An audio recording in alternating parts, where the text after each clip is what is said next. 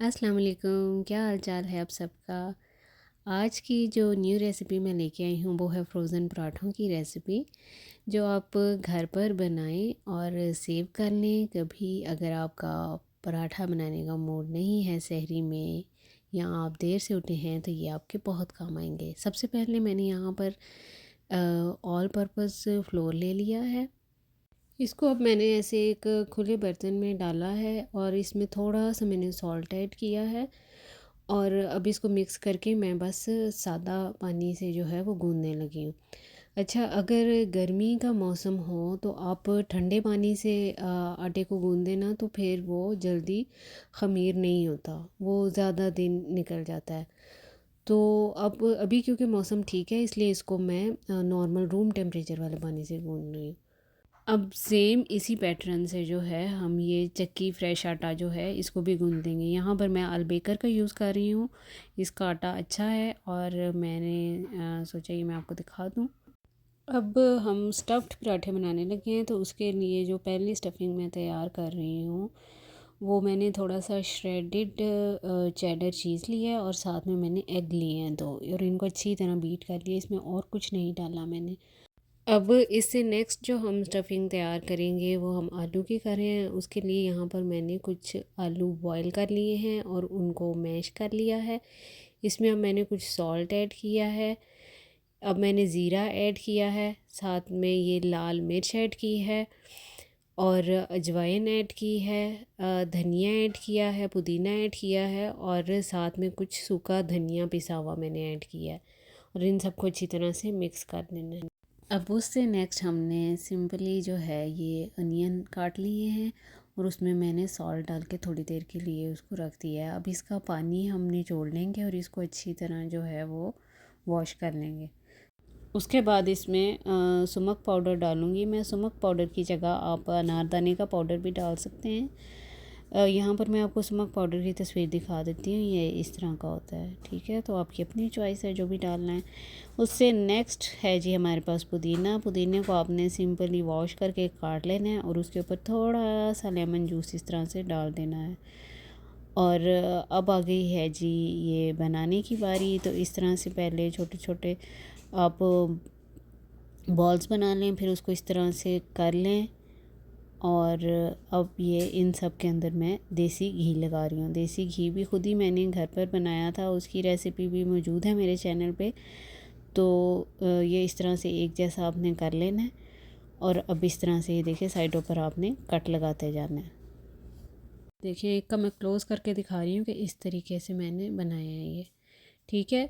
अच्छा, यहाँ पर ये जो मैं बनाने लगी हूँ, पहले मैंने होल व्हीट का ले लिया। होल व्हीट भी मैंने उसी तरह से ही गूँधा था जिस तरह मैंने मैदा ऑल पर्पज़ फ्लोर को गूँधा है, उसी तरह से ये भी गूँधा था। थोड़ी देर फ्रिज में रख दिया क्योंकि भरे हुए पराठे के लिए ज़रा आटे का ठीक होना ज़रूरी है कि वो टिक गया हो, ठहर गया हो। तो अब मैं इस तरह से इसको बेल रही हूँ। और अब सबसे पहले जो है मैं इसमें प्याज वाला बनाने लगी हूँ। ये प्याज इस तरह से डाल दिया आपने, देखिए इसका कलर कितना प्यारा लग रहा है। और इस तरह से बेल दिया है और ये मैं कच्चे ही बना के रखूँगी, इनको कुक नहीं कर रही मैं। और इस तरह से बेल दिया है। अब एक प्लेट लूँगी मैं और उसके ऊपर ये जो थोड़ा सा खुश्का डाल दिया है, आटा डाल दिया है, और ये जो बेकिंग पेपर होता है जिसको बटर पेपर भी कहते हैं वो रख दिया है मैंने ऊपर। और अब इस तरह से मैं दूसरा बना रही हूँ। अब इसमें मैंने पुदीना डाल दिया है और पुदीने का और प्याज का सोच के लगता है कि पता नहीं कैसा लग रहा होगा, लेकिन बिलीव मी कि ये बहुत मज़े का लग रहा था। और इसी पैटर्न से हम अब ये बनाते जाएंगे। देखिए अब इसको हम रखेंगे इस तरह से प्लेट में और फिर ऊपर जो है अगेन ये बेकिंग पेपर जो है वो लगा देंगे। अब ये थर्ड वाला हम बनाने लगे हैं। इसमें अब हम आलू की स्टफिंग डालेंगे। देखिए आलू डाल दिए मैंने और इसको अब इस तरह से बंद करके इसको बेल लेंगे। और अब इसको मैं इस तरह से रख दूँगी इसके ऊपर। ये ख्याल रहे कि बटर पेपर बीच में ज़रूर रखना है। आप आम शॉपर भी रख सकते हैं और कुछ भी इस तरह से आप रख सकते हैं ताकि ये आपस में जुड़े ना।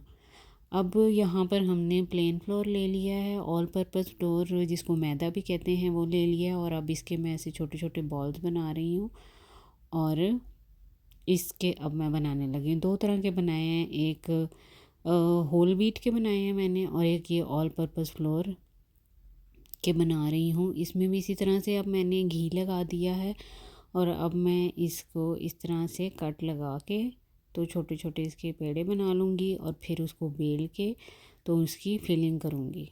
यही 4 फिलिंग मैंने इसमें भी करनी है। अच्छा, आप सोच रहे होंगे कि 4 फिलिंग बताई हैं लेकिन की 3 है। तो हुआ कुछ ऐसे कि उसकी जब मैंने वीडियो रिकॉर्ड की एग वाली तो वो ब्लर हो गई।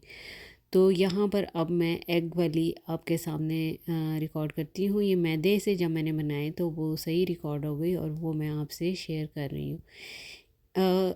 अंडे वाला जब बनाना है तो उसके लिए आपने इसको पूरा बेल लेना है। रोलिंग पिन से जितना बड़ा हो सकता है वो आपने कर लेना है, ठीक है। अब इसको हाफ जो है आपने इस तरह से जोड़ लेना है और इस तरह से ऐसे पॉकेट सी बना लेनी है उसकी और फिर उसको बंद कर देना है। बस ये अब तैयार है। बस ये अंडे वाले पराठे में ये ख्याल रखना है कि इसके जो कॉर्नर्स हैं सारे वो अच्छी तरह से प्रेस कर दें ताकि कहीं से भी एग की लीकेज ना हो, क्योंकि एग रॉ फॉर्म में है तो वो लीक भी हो सकता है। तो इसीलिए उसको पूरा बेल के तो फिर की किया है। अब ये देखें सेम इसी पैटर्न से जिस तरह हमने होल व्हीट के बनाए थे पराठे उसी तरह से अब इसके बनाते जा रहे हैं। एक में मैंने एग डाला है, एक में पुदीना डाला है, एक में प्याज डालूँगी और एक में आलू। और इस वाले में अब मैं क्या कर रही हूँ, उसमें मैंने बेकिंग शीट रखी थी, ऊपर बेकिंग पेपर रखा था ऊपर। और अब इसमें मैं शॉपर बैग रख रही हूँ मिडल में इनके और फिर उस तरह से मैं फ्रीज़ करूँगी। ये देखें ये आपके सामने फ्रीज़ किए हुए मैंने रख दिए हैं। ये इस तरह से देखें ये सारे बहुत अच्छी तरह से फ्रीज़ हो चुके हैं और ये मैं आपको उतार के भी दिखा रही हूँ कि कितनी आराम से ये अलग अलग हो रहे हैं। बस इसका ये है कि आपने बनाने से बिल्कुल थोड़ी देर पहले, कुछ मिनट्स पहले आपने इस तरह रख देना है ताकि वो इजीली जो हैं वो अलग अलग किए जा सके। इसको अब ये देखें ये वाले जो है ना, ये जिन पे मैंने वो बेकिंग पेपर रखा था ये वो वाले मैं आपको दिखा रही हूँ जो होल व्हीट से बनाए थे। ये देखें ये भी सब ऐसे अलग अलग ही हैं, ठीक है, कोई भी नहीं साथ चिपका। तो ये इस पैटर्न से आप बना सकते हैं। जितने भी आपने बना के रखने हैं, जो वर्किंग वूमेन हैं जिनके लिए मुश्किल होता है रमज़ान में ज़्यादा करना, खड़े होना, तो वो थोड़ा सा पहले प्रिपेयर करके रख लें तो रमज़ान इंशाल्लाह आसानी से गुजर जाएगा उनका। तो अब मैं एक पराठा आपको बना के दिखा देती हूँ। अब यहाँ पर मैंने तवा रख दिया है गर्म होने के लिए। जैसे ही ये गर्म होगा तो इसके ऊपर मैं एग पराठा डाल दूँगी। ये मैंने पराठा डाल दिया है और अब इसको दोनों साइडों से कुक करेंगे अच्छी तरह से जी। और अब ये थोड़ा कुक हो गया तो इसके ऊपर मैं घी लगा रही हूँ। ये देसी घी मैंने लगा दिया। अब साइड चेंज किया, अब इस साइड पे घी लगा रही हूँ मैं। और इसी तरह से देखें कितना प्यारा सा कुक हो गया और कितना अच्छा कलर आया है इसका। अब मैं इसको कट करके भी आपको दिखा देती हूँ। ये देखें हमारा एग पराठा तैयार है। देखिए कितनी प्यारी सी लुक आई है इसकी। उम्मीद करती हूँ कि आपको आज की ये रेसिपी पसंद आई होगी। अगर पसंद आई है तो लाइक कर दें और शेयर कर दें। फिर हाज़िर होंगी एक नई रेसिपी के साथ, तब तक के लिए अल्लाह हाफ़िज़।